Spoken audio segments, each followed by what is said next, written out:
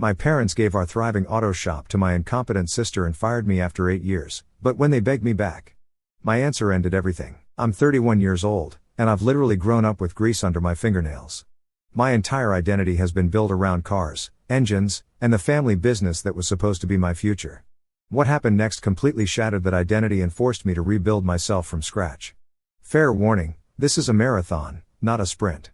But if you stick with me until the end, you'll see exactly how someone can go from being the family golden boy to orchestrating their complete financial destruction. Sometimes revenge isn't about getting even. It's about showing people the true cost of their choices. My story begins at Thunder Automotive, the custom car shop my grandfather started in 1987. This isn't your typical oil change garage. We're talking full-service performance builds, race cars, engine swaps, and custom fabrication that makes cars faster, louder, and more beautiful. Growing up, that shop was my real home. From the time I could walk, Dad had me there every weekend, learning the difference between socket and combination wrenches, reading engine codes, and understanding why certain metals work for specific applications. While other kids watched cartoons, I learned to diagnose problems by listening to an engine idle and properly torque bolts. By 12, I could diagnose engine problems faster than mechanics with decades of experience. By 16, I was doing complete engine rebuilds that would make grown men weep with joy. This wasn't child labor. I genuinely loved every minute. There's something magical about taking broken machinery and making it better than it ever was. Cars made sense to me in ways school subjects never did. My sister Jessica, now 26, couldn't have been more different if we were from different planets. While I learned to weld and fabricate custom parts, she got weekly manicures and complained about getting grease on her designer clothes walking through the shop. She went to college for communications, which apparently means taking professional selfies and writing meaningless captions with maximum buzzwords. After high school, I went straight into Thunder full-time. Dad promised I was building something for myself, that Thunder would be mine someday, that all the sacrifice would pay off when I inherited the business. I believed him completely. Why wouldn't I? Here's where things get twisted. For 8 years, I've worked 70 to 80-hour weeks for exactly $42,000 annually. Master mechanics with my skills typically earn $75,000 to $90,000. Custom fabricators who do my level of work often pull $100,000 plus, especially in our market where wealthy clients pay premium prices. I was working for half my market value because Dad convinced me it was an investment in my future and keeping costs down while the business grows. Meanwhile, Jessica shows up maybe 20 hours per week as social media manager, making $38,000. Her job consists of posting Instagram stories of cars I built with captions subtly taking credit for my work, flirting with male customers, and planning marketing events that are really just company-funded parties. Thunder generates $1.2 million annually. We employ 6 mechanics, 2 apprentices, and we're booked solid 4 months out. I handle virtually all complex custom builds personally. Frame-off restorations, modern LS swaps into classics, specialized racing components built from scratch. I also manage the crew, deal with difficult customers, coordinate suppliers, and run daily operations. While Dad focuses on big picture stuff, playing solitaire and taking long lunches, Jessica's biggest contribution was a TikTok video that got 50,000 views from teenage boys more interested in her appearance than our expertise. Dad acted like she'd invented social media and started talking about how Jessica understands the modern marketplace. My sacrifices were substantial. No serious relationships in 3 years because I'm always working. I live in a cramped apartment I can barely afford and drive a 15-year-old truck while Jessica cruises in a BMW company car. My social life evaporated. Friends stopped inviting me because I always canceled for work emergencies. The breaking point came last Christmas with our biggest contract ever. 3 custom street rods for a tech entrepreneur. A 6-figure project that would establish Thunder's reputation at a new level. I spent 3 solid months designing everything from scratch, working every weekend, sleeping at the shop more than home. Jessica's contribution was posting behind-the-scenes videos posing next to my work with captions like another masterpiece from the Thunder team. So proud of what we accomplished, teamwork. She spent maybe 10 minutes total looking at the cars. When the client picked up his completed vehicles, he was blown away. He spent an hour praising the craftsmanship and handed Dad an additional $15,000 cash tip, saying it was well-deserved for work exceeding every expectation. Dad pocketed the tip without mentioning it to me. That evening, he took Jessica to celebrate at the city's most expensive steakhouse. I found out from Jessica's Instagram story, champagne and lobster photos captioned, celebrating another successful Thunder project. Blessed. Hard work pays off. I should have seen the writing on the wall then, but apparently I've always been slow at reading people's true intentions. The moment that changed the entire trajectory of my life happened 3 months ago on what seemed like a completely ordinary Tuesday evening. I was staying late at the shop to finish installing a turbocharger system on a customer's Mustang GT. One of those jobs that should take 6 hours, but always ends up taking 8 because you discover 3 other problems that need fixing along the way. Around 9 p.m., I realized I needed the shop's current insurance policy number to complete some paperwork for the customer. All of our important documents are kept in a filing cabinet in Dad's office, which is usually locked up tight after business hours. But that particular evening, Dad had forgotten to lock it when he left for the day. I went into his office and started digging through the filing cabinet, looking for the folder marked insurance policies. Dad's organizational system has always been questionable at best. So, I was shuffling through dozens of randomly ordered folders when I spotted something that made my blood run cold. There was a manila folder marked Succession Planning Confidential tucked between some old tax documents. The moment I saw those words, my heart started pounding so hard I could hear it in my ears. You know that feeling when you discover something you absolutely weren't supposed to see, but you can't stop yourself from looking. That moment when curiosity and dread are fighting for control of your brain. That was exactly the situation. My hands were literally shaking as I opened the folder. Inside was a complete legal document outlining the future ownership transfer of Thunder Automotive. According to the paperwork effective on Dad's 60th birthday next year, 100% ownership of the business would transfer to Jessica. Not shared ownership between the 2 kids. Not a partnership arrangement, not even a controlling interest with minority shares for me. Everything, the shop, the equipment, the customer relationships, the reputation I'd spent 8 years building, would belong to Jessica. But that wasn't even the worst part. As I kept reading through the documents, I found email chains between Dad and his attorney going back 6 months.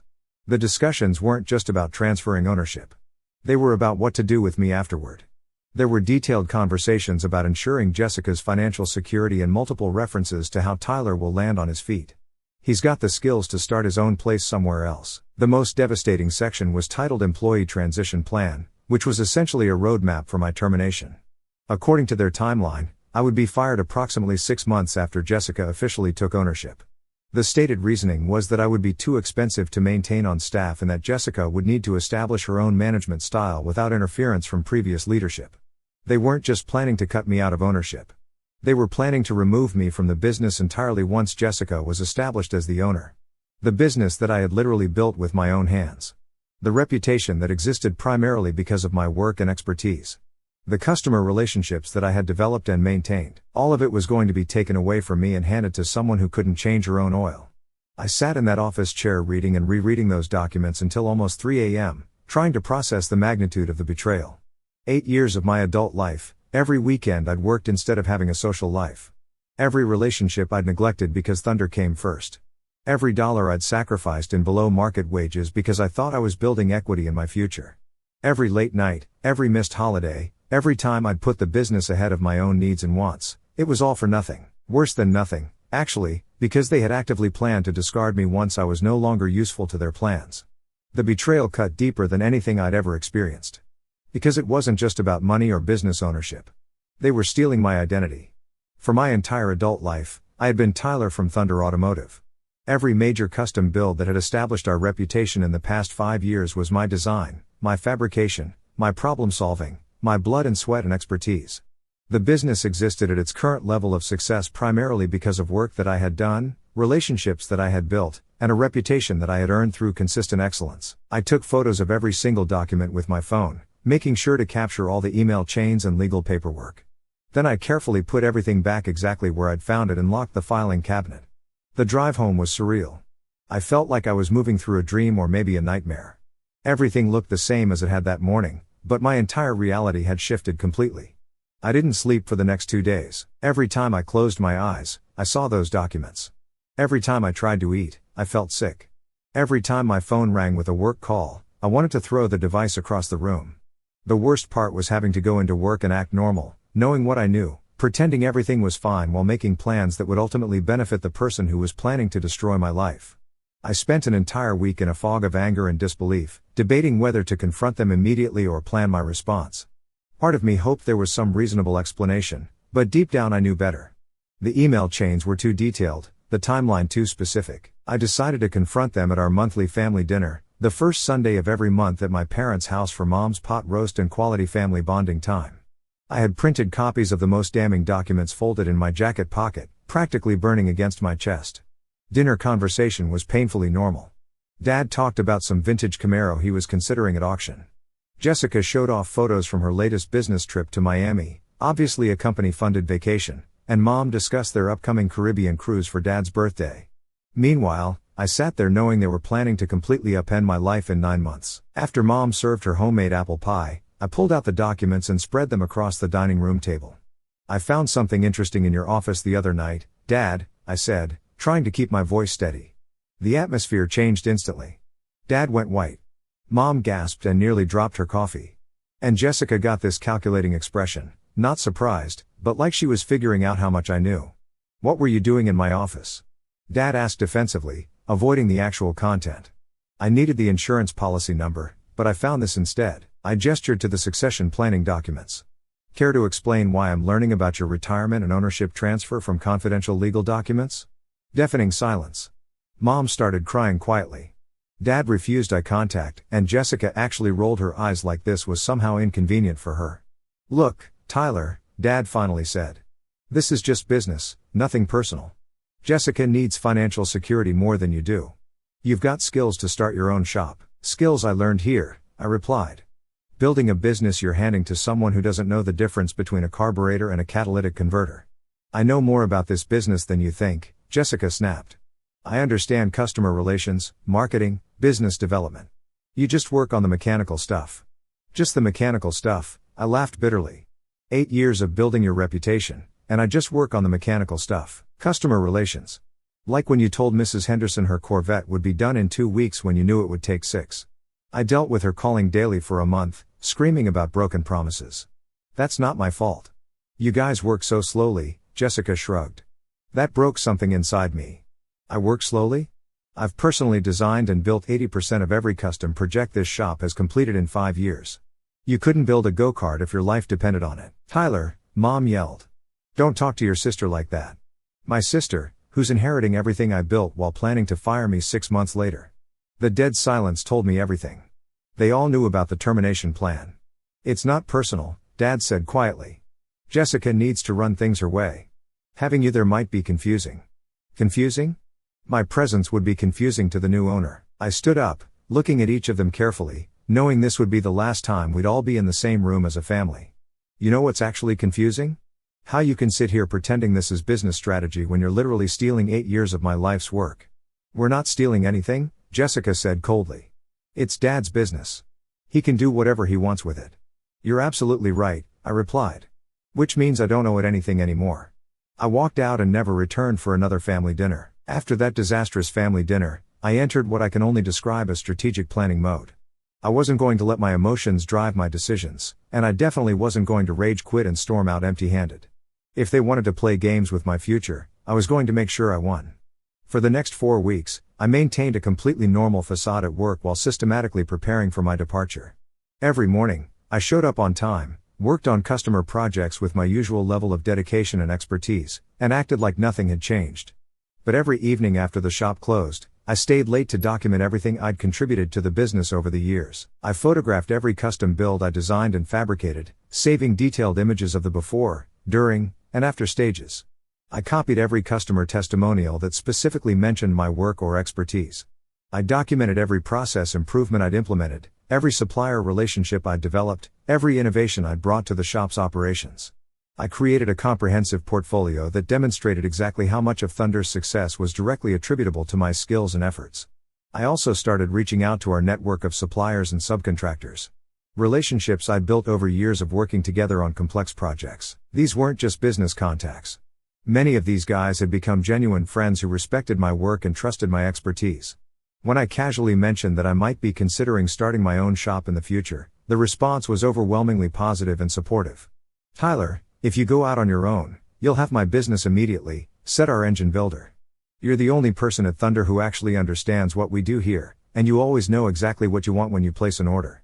Our paint and body subcontractor had a similar response. "Man, I've been waiting for you to start your own place. Working with you is always smooth and professional." Some of the other guys at Thunder, not so much. But my real ace in the hole was Marcus Webb, who owns Web Performance, about 30 miles south of us. Marcus runs Thunder's biggest competitor in the region, and we'd worked together on several projects over the years when clients needed services that neither shop could handle alone. Marcus had been trying to recruit me for years, regularly telling me that I was wasting my talents working for someone else. I met Marcus for lunch on a Thursday afternoon and laid out the entire situation for him. The succession plan, the planned termination, everything. His reaction was immediate and intense. "Jesus Christ, Tyler, after everything you've built there. That's messed up, even by family business standards. I need options, Marcus. If I'm getting thrown out anyway, I want to land somewhere good. Forget landing somewhere good. How about we make sure you land on top? I've got a proposition for you." Marcus had been planning to expand Web Performance into high-end custom fabrication for years, but he lacked the specific expertise and reputation needed to compete at that level. He offered me a partnership arrangement, 40% ownership of a new division called Web Custom Works, plus an $85,000 annual salary to start with performance bonuses tied to the division's growth. "I'll do you one better," he continued. "I'll hold off on announcing the new division for a couple of months. When you're ready to make your move, we'll launch with a comprehensive marketing campaign highlighting your experience and showcasing your previous work. Your reputation will follow you, and their best clients will follow your reputation." It was perfect. Not only would I land on my feet financially, but I'd be taking a significant chunk of Thunder's most profitable business with me. The high-end custom clients who specifically sought out my expertise would have every reason to follow me to Web Custom Works. I also reached out to Jake Morrison, the tech entrepreneur whose 3 street rods I'd built the previous year. He'd been so impressed with my work that he'd already referred several other wealthy clients to Thunder, representing hundreds of thousands of dollars in potential future business. When I explained that I was planning to start my own operation, his response was immediate and enthusiastic. "Tyler, you're an artist with engines and metal. Any shop you start will have my full support and my referrals. I'll make sure everyone in my network knows where to find you." By the end of that month, I had everything in place. A new job with significantly better pay and partial ownership, a pipeline of high-value clients ready to follow me, and a comprehensive plan that would essentially gut Thunder's custom fabrication business. More importantly, I had a clear timeline and strategy for executing my departure in a way that would maximize the impact. I spent another week fine-tuning the details and making sure every piece of my plan was solid. Then I was ready to pull the trigger. I chose a Friday afternoon for maximum chaos and minimum damage control. Jessica wasn't in the shop, shocking for a weekday, and Dad was in his office doing whatever passes for work. At exactly 4 p.m., I walked into Dad's office and placed my resignation letter on his desk. Effective immediately, I am resigning from my position at Thunder Automotive. Today will be my final day. "What's this?" he asked without looking up. "My resignation." His head snapped up, face cycling through confusion, disbelief, anger, and finally panic. "You're what, Tyler? You can't just quit. We've got the Henderson restoration, the Morrison project, the Mustang turbo build. You'll figure it out. Or Jessica will. She is going to be the owner after all. This is ridiculous. You're being emotional and irrational. We already talked last month at dinner. You made your position very clear about my future role." He stood up quickly, grabbing my arm. "Wait, maybe we moved too fast with succession planning. Maybe we need to reconsider. Bring you into ownership discussions." "Maybe, Dad? You planned this for months. You were going to fire me next year without warning. There's nothing to reconsider. Tyler, please. We need you here. The business needs you. The business needed me for 8 years, but according to your plans, it won't need me next year. So why pretend it needs me today?" I cleaned out my toolbox and walked out. Within an hour, my phone was ringing constantly. Dad called 6 times. Mom called, crying. Even Jessica called, probably the first work-related contact ever from her. I let everything go to voicemail. The weekend was absolute chaos. Saturday morning, they had 3 major projects requiring my expertise, and suddenly nobody could handle complex fabrication work. Dad tried getting other mechanics to cover, but they were parts installers, not custom fabricators. Carlos called Saturday evening. "Dude, it's chaos. Your dad spent all day rescheduling appointments, explaining to customers why their cars won't be ready. Jessica showed up for an hour, took selfies, then left when she realized there was actual work. Monday morning, Dad appeared at my apartment at 6 a.m., looking like he hadn't slept. You've made your point. Come back and we'll figure this out together." "Figure what out?" "You've already decided the company's future. We can change the succession plan. Make you a partner. Maybe 50-50 ownership with Jessica. Now you want to make me a partner after I quit. After your golden child proves she can't handle one day without me. She's learning. She needs time and experience. Time to learn the difference between a wrench and a screwdriver? Dad, she couldn't assemble IKEA furniture, let alone run a custom shop. He looked defeated. What do you want? Name your terms. I don't want anything from you. I'm done with Thunder. That's when I delivered the knockout punch. Oh, and Dad. Web Performance is announcing their new custom fabrication division next week. Guess who's running it? The color drained from his face. He knew exactly what that meant for Thunder's business. Tyler, you can't do that. That's betrayal of everything we built together. No, Dad. Betrayal is what you did to me. This is just business. The next 6 weeks were pure entertainment from my perspective. I started at Web Custom Works and immediately felt like I could breathe again. For the first time in years, Marcus had set me up with an incredible workspace, all new equipment, an unlimited budget for specialized tools, and complete creative freedom to build the kind of projects I'd always dreamed of working on. Meanwhile, Thunder Automotive was collapsing faster than a house of cards in a hurricane. Carlos became my unofficial source of daily updates about the chaos, and every phone call was more entertaining than the last. Week 1 was a disaster of epic proportions. Dude, I've had to reschedule or cancel 12 appointments because Jessica tried to handle customer consultations on her own. She quoted a complete suspension rebuild as 4 hours of labor. 4 hours? She literally thought a full suspension rebuild would take 4 hours. Week 2 got progressively worse. Remember that twin-turbo Mustang build for the pharmaceutical rep? Jessica told the customer it would add at least 300 horsepower, maybe 400 if we really dial it in.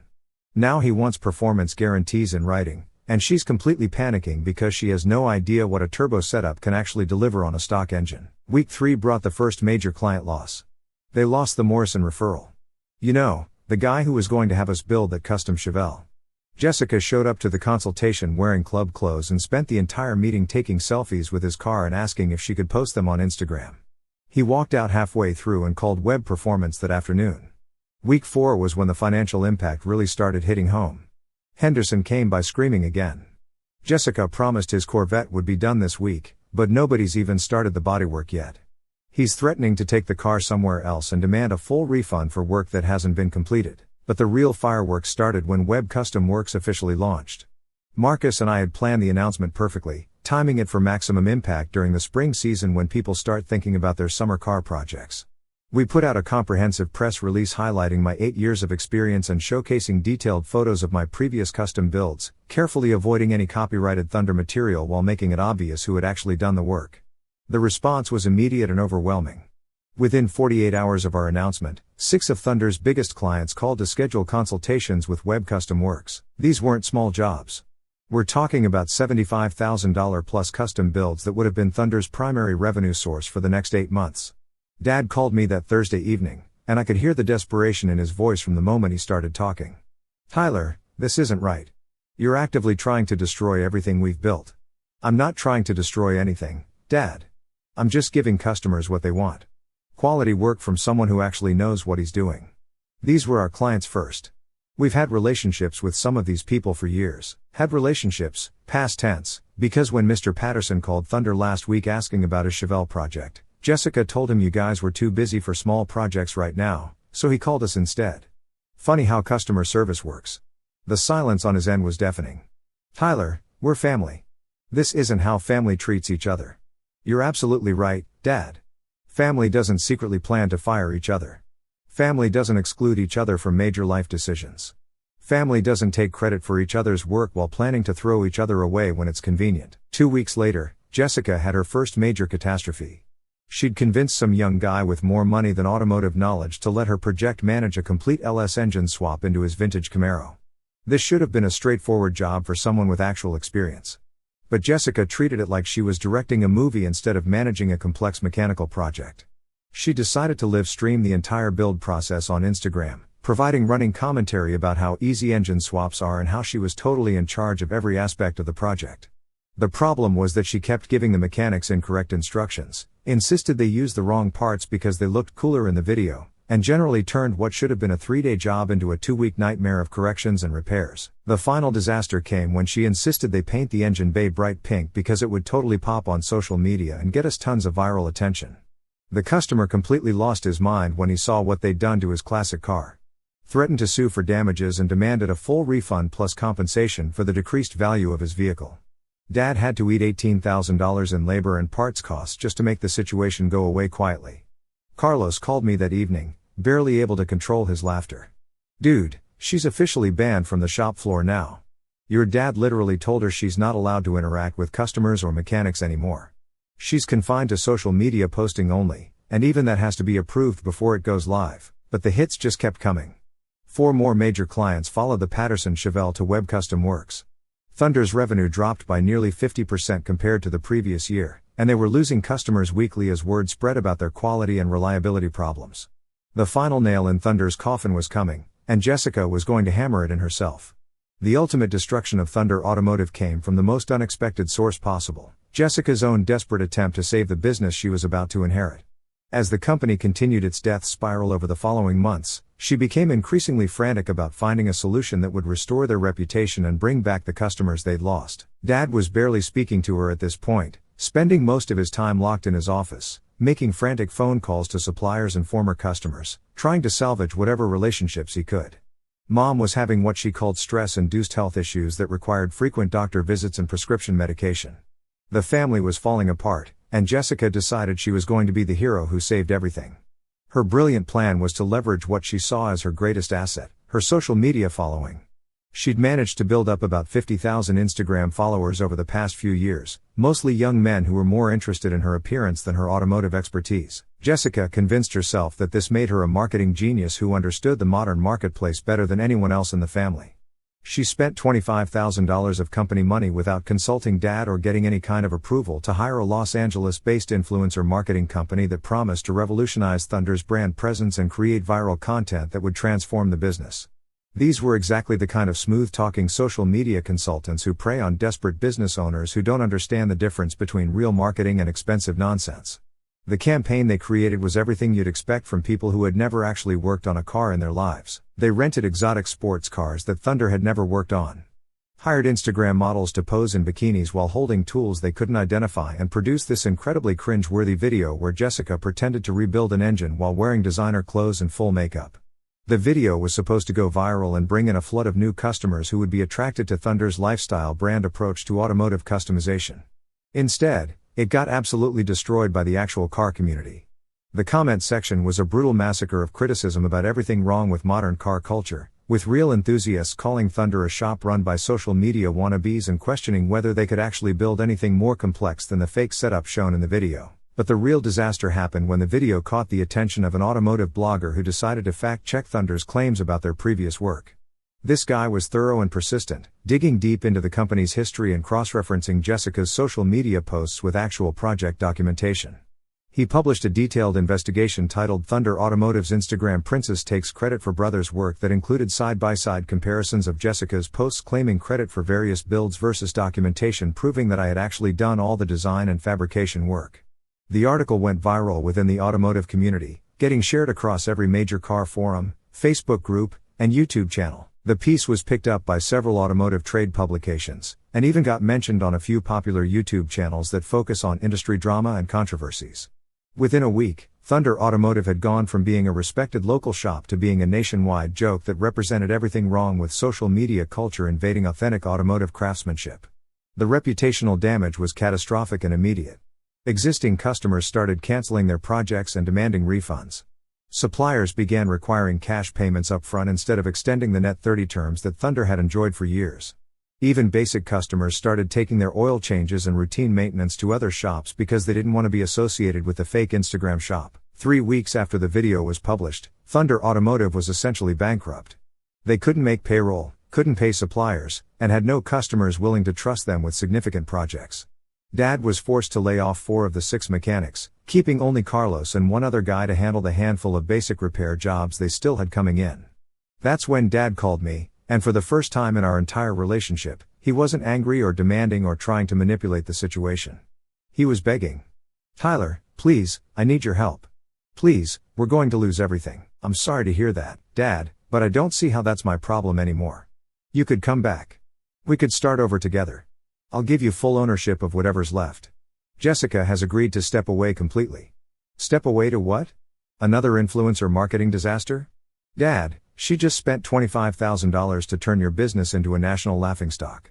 She knows she messed up. She's learned her lesson. Her lesson cost you the entire business. Why would I want to inherit a sinking ship with no customers, no reputation, and no money?" The desperation in his voice was painful to hear.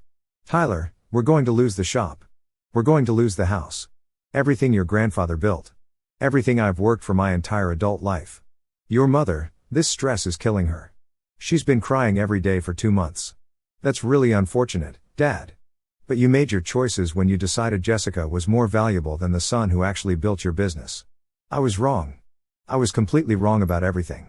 You were right about Jessica, right about the business, right about everything. I should have listened to you years ago. You should have included me in the succession planning from the beginning instead of secretly arranging to steal my life's work. I know I messed up, but we're still family. Can't we find a way to work this out?" That weekend, Thunder Automotive officially closed permanently. Dad couldn't make the final payroll, couldn't pay the outstanding supplier invoices, and had no realistic prospect of generating enough revenue to continue operations. 35 years of business, gone in less than 8 months. The final insult came when they had to auction off all the shop equipment to pay the most pressing debts. I went to the auction and bought back my old fabrication tools for about 20% of their actual value. The same tools I'd used to build Thunder's reputation were now mine, legally and officially purchased from the wreckage of the business that had tried to discard me. Dad was there watching them auction off his life's work piece by piece. When he saw me buying the equipment, he completely broke down. "Tyler, I'm so sorry. I'm sorry about everything. You were right about Jessica, right about the business, right about everything I should have done differently. She never understood what we actually do here. Never cared about the craftsmanship or the relationships with customers. She just wanted the money and the status." "Where is Jessica now?" I asked. "Gone. She moved to Los Angeles with some influencer boyfriend she met through that marketing company. She hasn't called or texted since the business closed. Left us with all the debt and all the problems she created." Mom came over with tears streaming down her face. "Tyler, honey, please. Your father made terrible mistakes, but we're still family. We're losing our house. We don't have any retirement savings left. Can't we figure out some way to work together again?" I looked at both of them, broken, defeated, facing bankruptcy because they had chosen the wrong child to bet their future on. Part of me felt sorry for them, but a larger part of me remembered 8 years of being taken for granted. 8 years of sacrificing my own needs for their benefit. 8 years of building something I thought would be mine someday. You made your choice 8 years ago when you decided I wasn't worth including in succession planning discussions. You made it again when you decided to fire me after handing the business to Jessica. And you made it every single day when you praised Jessica for work I did while paying me half of what I was worth. "We can start over," Dad pleaded. "We can rebuild together. I've learned my lesson." "No, we can't, because I already rebuilt, and I did it without you." I left them there at the auction and never looked back. Webb Custom Works is now the premier high-end automotive customization shop in our region. We're booked solid for the next 10 months, have a waiting list of clients that stretches over a year for major projects, and just hired our 8th full-time fabricator. Marcus offered to sell me an additional 20% ownership stake in the company, and my annual earnings are now approaching $140,000 plus profit sharing. My parents lost their house and had to file for bankruptcy protection. Dad eventually found work at a chain oil change facility, making $16 per hour, quite a step down from owning a successful business. Jessica's influencer dreams crashed when her boyfriend dumped her and her follower count tanked after the Thunder scandal became widely known. Last I heard, she was working at a restaurant and living with roommates in a cramped apartment.